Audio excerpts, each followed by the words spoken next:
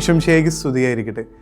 വിശുദ്ധരാകുക എന്ന് പറഞ്ഞാൽ നിശബ്ദരായിരിക്കുക അല്ലെങ്കിൽ മൗനം അവലംബിക്കുക എന്നുള്ള ഒരു ചിന്ത നമുക്കെല്ലാവർക്കും ഉണ്ട്. പക്ഷേ സമൂഹത്തിലെ അനീതിക്കെതിരെ പോരാടുന്നതും വിശുദ്ധി തന്നെയാണെന്ന് നമ്മളെ പഠിപ്പിച്ച ഒരു വലിയ വിശുദ്ധയാണ് ഓസ്ട്രേലിയയിലെ ആദ്യ വിശുദ്ധയായ വിശുദ്ധ മേരി മക്കിലോപ്പ്. സഭയിലെ ചില തെറ്റായ പ്രവണതകളെയും അധാർമികതയ്ക്കുമെതിരെ ചോദ്യം ചെയ്ത ഈ വിശുദ്ധയെ ആദ്യകാലങ്ങളിൽ സഭ ഒത്തിരിയേറെ വിലക്കുകൾ ഏർപ്പെടുത്തി. പക്ഷേ പിന്നീട് അവരുടെ ശബ്ദത്തിന് നീതിയുണ്ടെന്നും അവർ നിരപരാധിയാണെന്നും തെളിഞ്ഞതോടുകൂടി കത്തോലിക്ക സഭ മേരി മക്കിലോപ്പിനെ വിശുദ്ധയായി പ്രഖ്യാപിച്ചു.